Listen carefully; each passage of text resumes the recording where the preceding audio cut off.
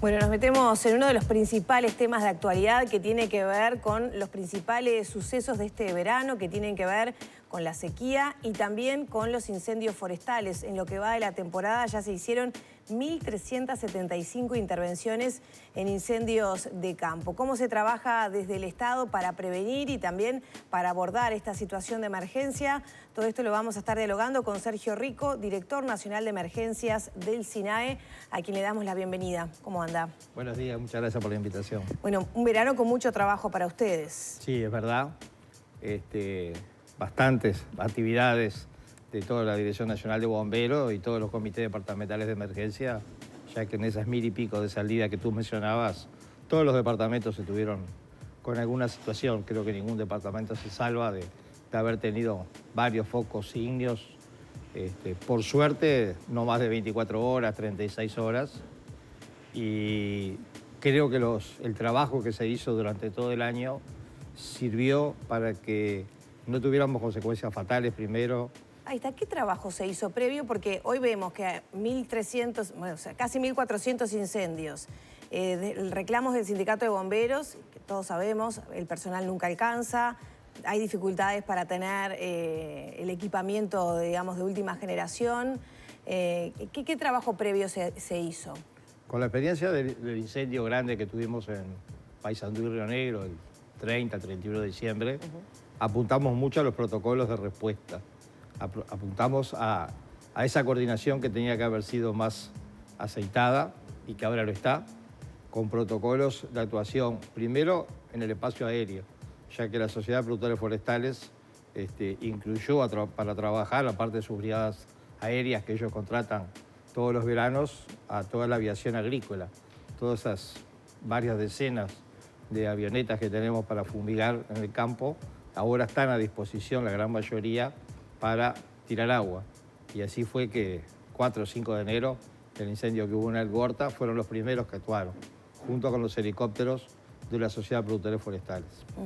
Hubieron varias reuniones, una por mes prácticamente, desde febrero, con la Sociedad de Productores Forestales, con ANEPA, con bomberos, con todo lo que es la parte aérea del Ministerio de Defensa, tanto la Armada Nacional como la Fuerza Aérea, que tienen helicópteros, con el Ejército, con las sesiones que tienen de apoyo de emergencias en cada unidad militar. Todo eso se trabajó mucho en protocolos de respuesta. También se trabajó mucho con la Dirección General Forestal del Ministerio de Ganadería en tratar de llegar a una norma donde el control también es importante para la prevención. Ahora, Rico, viendo eso, usted señala ese trabajo mancomunado y de forma también coordinada se ha realizado entre diversas instituciones, organizaciones, pero también el Estado. Eso a nivel de la respuesta. ¿Qué pasa con la prevención? Porque uno puede decir, bueno, tal vez no se hicieron o no se cumplieron con todos los protocolos y ahora lo estamos viendo en esta cantidad, o simplemente es que la situación actual de sequía, de déficit hídrico, también afecta. Las dos cosas. Afecta, la situación de sequía afecta y mucho. Y en la prevención, creo que en la prevención se puede tomar varias medidas. Una son los controles de cortafuegos, de limpieza, pero el otro es la concientización. Hemos hecho algunas campañas en redes sociales de concientización a la población y creo que ahí o falla la campaña o falla la población. Porque del 90% de esos 1000 y pico de focos fue culpa humana. Fue alguien que estaba quemando el campo cuando no tenía que quemarlo. Fue alguien que tiró una colilla por un camino vecinal cuando no tenía que tirar esa colilla. Y ahí se produjeron más del 90% de esos focos. Entonces, el déficit hídrico ayuda a que lleguemos a esta situación, pero también el factor humano ayuda a que lleguemos a esta situación. Y creo que ahí es donde hay que apuntar más, a la concientización de la población, que estamos viviendo una situación excepcional de emergencia, de déficit hídrico, y provoca esto que haya muchos incendios. Aparte de los recursos finitos que tienen los bomberos, autobombas, personal, que sabemos las dificultades que ellos tienen, pero bueno, creo que profesionalmente son una muy buena fuerza, técnicamente operan muy bien durante el incendio y en el post-incendio, que es fundamental para tener después una evaluación de por qué fue el incendio. Desde la visión del SINAE, ¿qué factor de esta red de coordinación habría que mejorar, trabajar? La concientización, la educación desde los niños en las escuelas, en los liceos y a las personas mayores. ¿Por qué no se puede hacer? Porque en definitiva es lo más difícil, pero también lo más fácil, que es lo más barato. Es barato. Se precisa profesionalismo y sostenerlo en el tiempo Tal vez para más generar un cambio que no es fácil, ¿no? exactamente. Pero... Nosotros tenemos una campaña de concientización en las escuelas rurales, que tenemos un equipo que visita todas las escuelas rurales del país durante todo el año. No nos dan los días hábiles para visitar a todas las escuelas durante un año. Tenemos un proyecto que se llama Escuelas Seguras, donde visitamos 11 escuelas que se seleccionaron de 11 municipios que entraron voluntarios a un proyecto de ciudades resilientes. En esas 11 escuelas se hizo un trabajo muy bueno con los alumnos de quinto y sexto año, que después tuvimos la suerte de que vimos que eso llegó a la comunidad educativa, tomando en cuenta hasta el padre, al ciudadano que vive alrededor de esa escuela, y nos enteramos después que hubo muy buena respuesta, que ya los padres en la noche conversaban con los niños y los niños les decían que habían ido del SINAE, habían ido de los bomberos a la escuela y que había que tener cuidado con los incendios en zonas que uno sabe que es mucho más factible que haya un incendio. Ahora, Rico, estamos hablando de déficit hídrico este año, pero el año pasado en esta fecha estábamos hablando de inundaciones y también el SINAE tiene que adaptarse a esa realidad, ¿no? De un verano de repente tener las consecuencias con inundaciones como tuvimos en Montevideo históricas y este verano hablar que prácticamente no ha llovido. Sí, van 3 años seguidos ya que con el déficit hídrico, pero también el año pasado, como tú bien dices, tuvimos ¿Hubo inundaciones. situaciones puntuales? Sí, por suerte todos los comités departamentales de emergencia ya tienen en cada departamento un lugar apropiado por cualquier cosa, como un centro de evacuación, también con un apoyo de UNICEF. En esos centros de evacuaciones tenemos juegos para los niños en caso de que por más de un día haya niños de diferentes edades. Tenemos cajas didácticas con juegos para que trabajen en conjunto y no un niño solito en una esquina jugando con algo. O sea que también se pensó desde UNICEF en ese trabajo colectivo.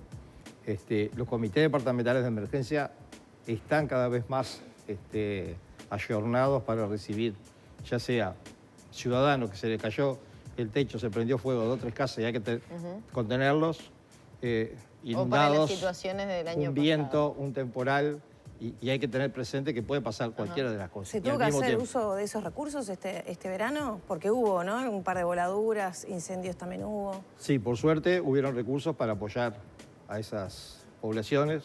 Paysandú tuvimos una tormenta muy grande el año pasado, de más de casi 1000 familias que se le volaron los techos. Existieron los recursos y fueron apoyados lo antes posible con chapas, Portland, para que de nuevo tuvieran ese techo que necesita el ciudadano. Rico, ¿se pudo hacer un balance de las lluvias que se registraron durante este fin de semana respecto al déficit hídrico? ¿Cómo fue a nivel del territorio nacional? Tuvimos primero una pequeña lluvia, que creo que los únicos beneficiados fueron Colonia, Río Negro y Soriano, con no más de 30 milímetros, de 10 milímetros a 20 milímetros. 52 milímetros en Fraiventos. Exactamente. Eso fue bueno para ellos. O sea y no alcanza para nada. Y después otra pequeña lluvia ayer en Rivera, también no llegó a los 30 milímetros, en algunos puntos muy específicos. O sea, no alcanzó, no sirvió para mejorar la situación estas últimas lluvias que cayeron. ¿Cómo es la evaluación que hace el SINAE respecto, bueno, al campo en general, ¿no? Desde el pastoreo, los animales. Nosotros por ahora lo que estamos ayudando es en campañas de concientización en cómo cuidar el agua, no malgastarla, en lugares donde tienen agua, cuidarla. Ante situaciones de calor también, el comportamiento, ¿no? El ir a la playa en horas que no son las más apropiadas, si el niño está en el campo, a que esté cubierto del sol, esas medidas preventivas para la salud de toda la población en general. Y bueno, tratando de coordinar a veces algunas acciones con distintos ministerios para ver cómo podemos mejorar, paliar un poco esta situación que es grave. El SINAE, entonces, con la emergencia agropecuaria, ¿cómo está trabajando? Porque hay lugares que, bueno, incluso se está llevando ya camiones cisterna, ¿no? Para para beber los animales, incluso para consumo humano. En todos los departamentos, los comités departamentales de emergencia apoyan con agua de diferentes formas. Hay intendencias que tienen camiones cisternas, van a la OCE, levantan agua, llevan en su camión cisterna a distintas localidades que nosotros hemos apoyado con tanques de 3.000 y 2.000 litros, particularmente en algunas escuelas rurales que sabemos que ahí es donde a 2-3 kilómetros de distancia hay familias que necesitan agua. O sea, van ahí como un centro para que la gente vaya a buscar. Como un centro de depósito de agua para que después la población vaya a buscar agua ahí. Claro. Y los ECOE, que son los que conocen más el territorio, eligen distintos puntos para poner tanques de agua. En estos últimos 45 días creemos que hemos dado más de 25 tanques de agua a diferentes localidades que a veces tampoco están lejos de su departamento, están más cerca de otro. Por ejemplo, Nico Pérez y Valle Ordóñez. Están Valle Ordóñez en La Valleja, Nico Pérez en Florida, y están los dos cerca. Bueno, el SECOE de La Valleja colabora en poner un tanque en Valle Ordóñez y de ahí que las dos localidades puedan tener agua. Ahora se empieza a hacer como un trabajo y de esfuerzos compartidos entre el Estado, las fuerzas públicas de repente y los privados.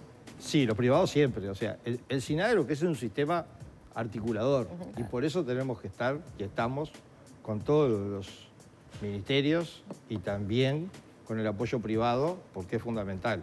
El privado y público tienen que estar al servicio de la población. ¿La Armada Nacional también ha colaborado? Sí, todas las tres armas de las Fuerzas Armadas han colaborado. Cada unidad militar, cada unidad del Ejército tiene una sesión de más de 20 hombres que tiene que apoyar situaciones de emergencia.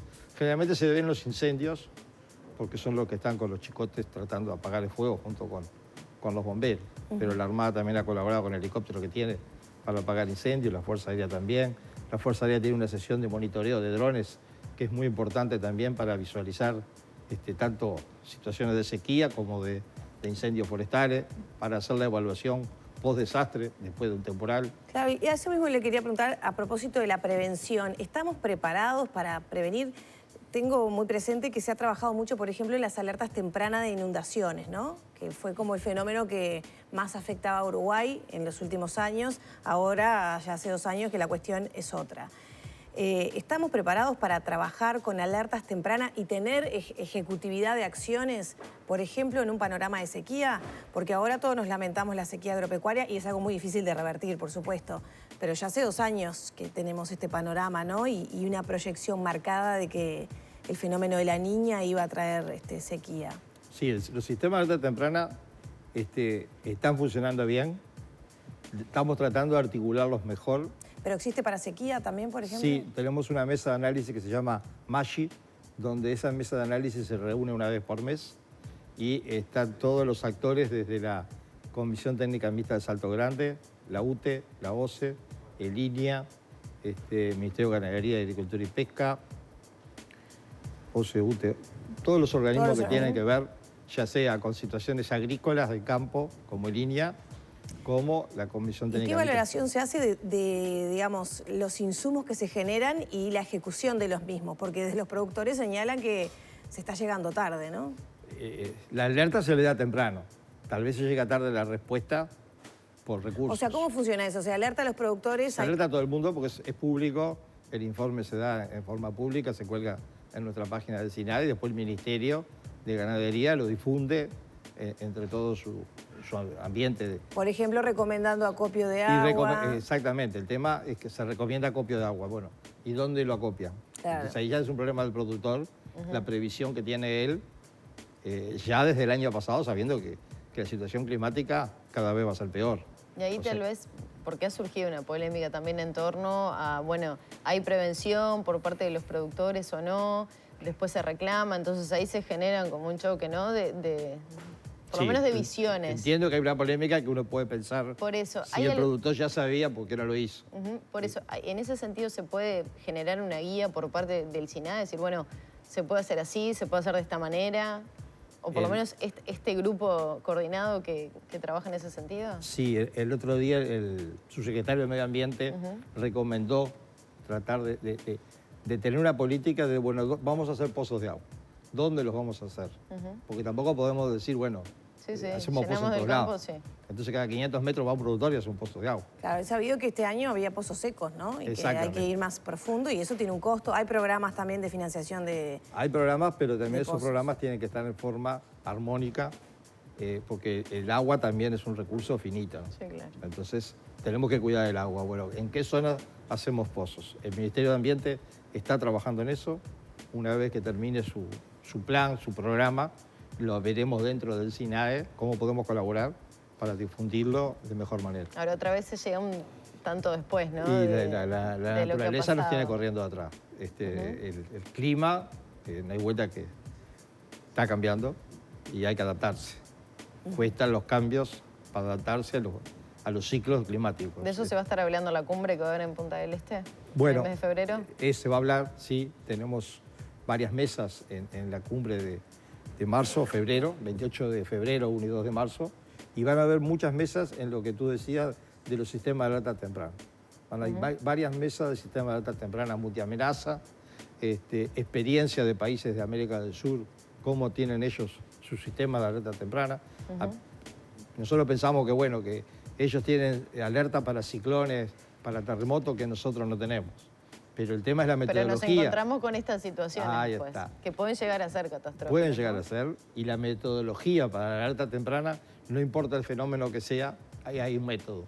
Eso es lo que tenemos que aprender y traer, y es lo que estamos también como objetivo del SINAE dispuestos a profundizarlo durante todo el año. Y un ejemplo de eso que se podría aplicar en Uruguay, ¿qué podría ser? No sé, a primer pensamiento me viene Chile y el sistema que tienen, por ejemplo, con el tema de sismos o riesgo de tsunamis, que mandan mensajes por celulares a toda la población y la población ya está muy entrenada en cómo manejarse. Exacto. Nosotros hace un mes empezamos un proyecto con el PNUD que va a ser de un año, con un consultor internacional que nos va a ayudar de Ecuador y un nacional, donde vamos a tratar de formar una mesa de sistema de alerta temprana multiamenaza, donde esté INUMED, donde esté DINAGUA, donde esté la UTE, donde esté Salud Pública, donde esté el MEGAP, y ahí no sé si en qué lugar físico tener pantallas y que podamos observar dónde está lloviendo de más, si ahí mismo hay un riesgo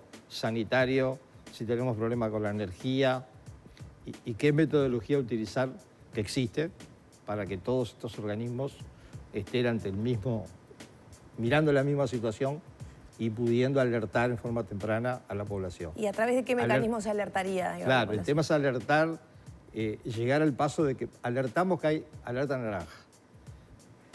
¿Qué significa la alerta naranja? La población, ¿qué tiene que hacer? Entonces, ahí tenemos que avanzar en decirle, bueno, hay alerta naranja de entre 60 y 80 kilómetros por hora. Se le recomienda a la población no hacer los mandados entre las 10 y las 14 horas. No dejar el auto estacionado abajo de un árbol. Ese tipo de cosas que tienen que estar incluidas en la alerta temprana. A eso apuntamos. A que ¿Y eso que le llegaría a la gente, por ejemplo, a través de un mensaje de texto? Se puede llegar a través de un mensaje de texto, que hoy en día tenemos la posibilidad. Lo único que dispusimos que esa posibilidad se utilice solamente con una alerta roja. Porque si yo por texto doy varias alertas naranjas y después no suceden, no me van a creer a la quinta alerta naranja. Claro. Bueno, Entonces, pero ahí como es muy es que la difícil metodología, claro, es que la alerta que establecerlo, puede dar ¿no? INUMED por nuestro territorio y por los... Porque después pasa lo que ocurrió el 1 de enero con algunos barrios de acá de Montevideo que se vieron muy afectados. Es imposible alertar de una turbonada en un lugar específico. Si tuviéramos eso el no hay ningún famoso país que lo radar haga. funcionando que quedó en la nada, el radar de meteorología, ¿se podría, digamos, agudizar el tema de dónde sería el fenómeno? 15 minutos antes, lo máximo que podría permitir un radar de decir exactamente dónde va a ser el lugar de la turbonada. Bueno, pero también da un margen, ¿no? No. Para generar sí, ese tipo digo de que hoy en día no información. tenemos esa tecnología como para llegar a eso. Está ahí. Capaz que entre unas semanas pueda haber alguna noticia con respecto al radar para meteorología. ¿Podría estar este año entonces? Sí. No, El radar, digo. podría estar el acuerdo. Hacer Ah, funcionar el radar lleva 2 años. Entre la instalación y la operación son ¿Tanto 2 años tiempo? Pero completos. hay que comprarlo además, ¿no? No lo compraron al final. Estamos en eso. Ah, se está trabajando en la compra. Y otro tema grande era la ubicación, porque no puede estar También. muy cerca de ninguna ciudad, etcétera. ¿Dónde estaría ubicado entonces? En Salto. En Salto. Y el radio... Es todo el país. 300, no. Ah, Son- queda un poco la más franja de al estos norte. radares son de 300 kilómetros.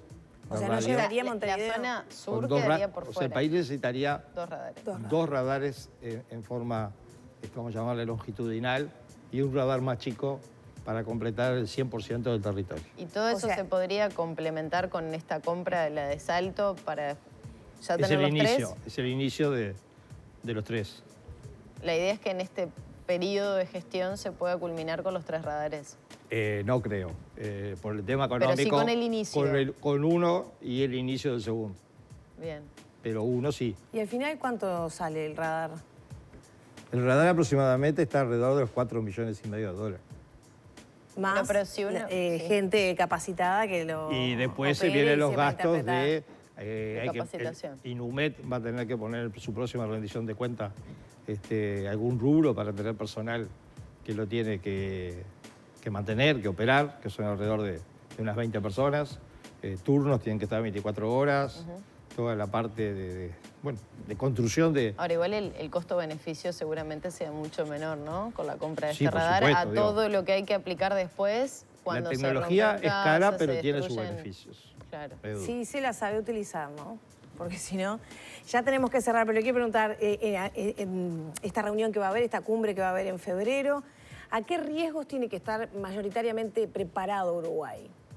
Nosotros los 4 riesgos que tenemos ahí en la mira todos los días son el déficit hídrico y las inundaciones, los incendios forestales y los vientos fuertes. Son los 4 riesgos, aparte de la pandemia, que han causado en el Uruguay mayores inconvenientes, pérdidas humanas y materiales, y a esos 4 generalmente siempre estamos permanentemente con el radar completo 360 grados. La pandemia nos enseñó que hay riesgos que pueden ocurrir en cualquier momento, inesperados, que también hay que tener una base de preparación, como tener centros de evacuación, tener personal preparado, voluntarios, que también es muy importante. Estamos trayendo un trabajo muy bueno con la Cruz Roja. En los próximos días capaz que la Cruz Roja puede ayudar en algo a todo esto del déficit hídrico, ir a algunas localidades a concientizar a cómo utilizar el agua, hacer un relevamiento en ciudades puntuales, capaz que llevar agua también. Eso entre mañana o pasado ya se culmina un proyecto con Cruz Roja que empezaría la semana que viene. Muchas gracias, Rico. No, muchas gracias a ustedes, Gracias. como siempre. Cerramos por aquí entonces la entrevista con el director del Sistema Nacional de Emergencias. Ya son las 9 de la mañana, 12 minutos.